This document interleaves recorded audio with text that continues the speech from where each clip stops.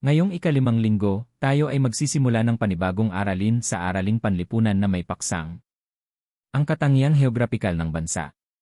Sa araling ito, ating tatalakayin ang iba't ibang katangiang heograpikal ng ating bansa. Ang ating kasanayang pampagkatuto sa araling ito ay napahalagahan ang katangiang heograpikal ng bansa. Sa pagtatapos ng aralin, inaasahang mas mauunawaan at mapahalagahan nyo ang kahalagahan ng heograpiya ng bansa natin. Pilipinas. Ang Pilipinas ay isang arkipelago. Ang ibig sabihin ng arkipelago ay isang bansa na binubuo ng maraming isla na napapaligiran ng tubig. Dahil dito, ang Pilipinas ay may libo-libong pulo na magkakahiwalay ngunit magkakaugnay sa isang bansa. Bilang isang arkipelago, ang Pilipinas ay mayaman sa likas na yaman at may iba't ibang anyong lupa at anyong tubig na mahalaga sa pamumuhay ng mga Pilipino. Ito ang dahilan kung bakit mayaman tayo sa anyong tubig tulad ng dagat, karagatan, at mga lok, at may iba't ibang kultura at pamumuhay sa bawat isla. Sa kabuuan, ang pagiging isang arkipelago ay isa sa natatanging katangiang heograpikal ng Pilipinas. Ang Pilipinas ay isang arkipelago na binubuo ng 7,641 isla. Ibig sabihin, ang ating bansa ay may napakaraming pulo na napapaligiran ng tubig at magkakaugnay bilang isang bansa. Dahil sa dami ng isla, may iba't ibang anyong lupa, anyong tubig, at uri ng pamumuhay sa bawat bahagi ng Pilipinas. Ang Pilipinas ay bahagi ng Timog Silangang Asya. Matatagpuan ito sa rehiyon ng Asya na nasa pagitan ng Timog Asya at Silangang Asya, at binubuo ng mga bansang malapit sa Ecuador at napapaligiran ng dagat. Ang kahabaan ng Pilipinas ay humigit kumulang 1,850 kilometro mula hilaga hanggang timog. Ang bansa ay pahaba ang hugis at umaabot mula sa pinakahilagang bahagi hanggang sa pinakatimog na bahagi ng kapuluan. Narito ang ilan sa mga pinakamalalaking pulo sa Pilipinas at ang kanilang sukat sa kilometro kwadrado. Luzon, 109,965 kilometro kwadrado. Mindanao, 97,530 kilometro kwadrado. Negros, 13,074 na kilometro kwadrado. Ang mga pulong ito ay kabilang sa pinakamalaki sa bansa at may mahalagang papel sa ekonomiya, kultura at pamumuhay ng mga Pilipino. Narito pa ang iba pang malalaking pulo sa Pilipinas at ang kanilang sukat sa kilometro kwadrado. Samar, 12,849 na kilometro kwadrado. Palawan, 12,189 na kilometro kwadrado. Panay, 12,011 kilometro kwadrado. Mindoro, 10,572 kilometro kwadrado. Leyte, 7,368 kilometro kwadrado. Cebu, 4,468 kilometro kwadrado. Bohol, 3,821 kilometro kwadrado. Ang mga pulong ito ay bahagi rin ng malalaking isla sa bansa na may mahalagang papel sa likas na yaman, kabuhayan, at kultura ng mga Pilipino. Ngayon, ating suriin at talakayin ang iba't ibang lugar sa ating bansa gamit ang mga pangunahing direksyon at pangalawang direksyon. Sa pamamagitan nito, mas madali nating matutukoy ang kinalalagyan ng isang lugar sa mapa at mas mauunawaan natin ang ugnayan ng mga lalawigan at rehiyon sa Pilipinas. Pangunahing direksyon.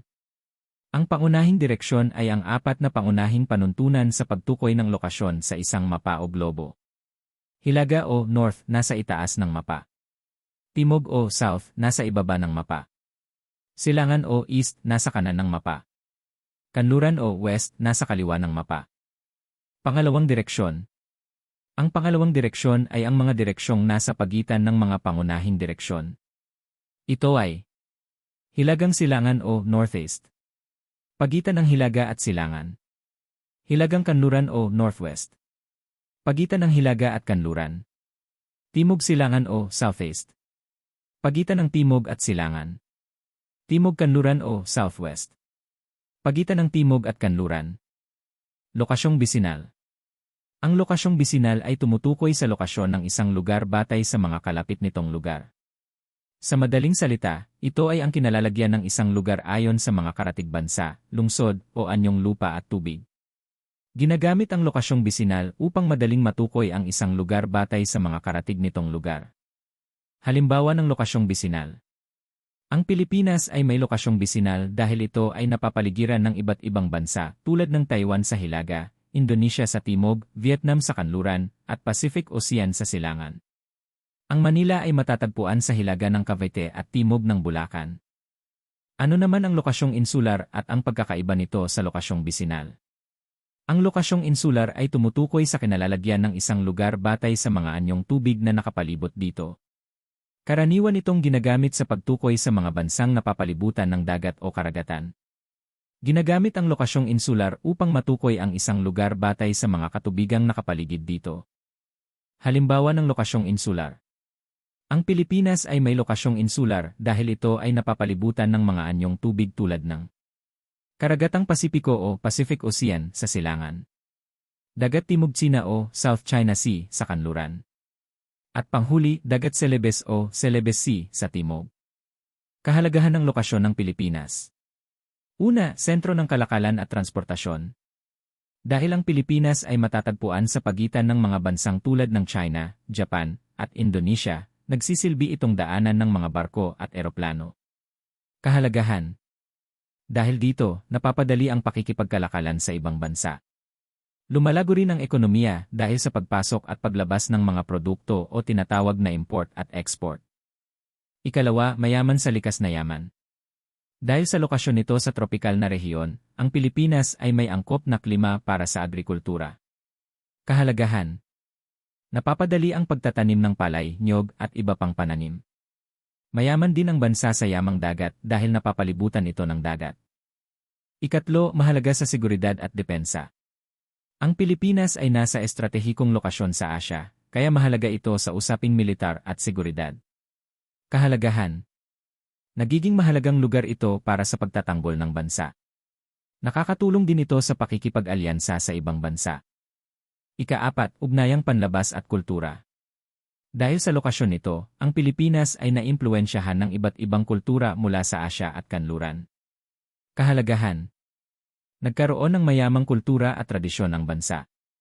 Napapalakas din ang ugnayan ng Pilipinas sa ibang bansa. Ikalima, epekto sa klima at kalamidad. Ang lokasyon nito malapit sa Pacific Ocean ay dahilan kung bakit ito ay madalas daanan ng bagyo. Kahalagahan. Nakakatulong ito sa paghahanda laban sa sakuna. Nagiging batayan din ito sa pagbuo ng mga programang pangkaligtasan. Ang lokasyon ng Pilipinas ay mahalaga dahil ito ay nagpapalago ng ekonomiya, nagbibigay ng likas na yaman, mahalaga sa seguridad, nag-ugnay sa iba't ibang kultura, at nakaapekto sa klima at kalamidad. Sa kabuuan, ang lokasyon ng Pilipinas ay may mahalagang papel sa pag-unlad ng bansa, sa pangangalaga ng kalikasan, at sa paghubog ng pamumuhay at pagkakakilanlan ng bawat Pilipino.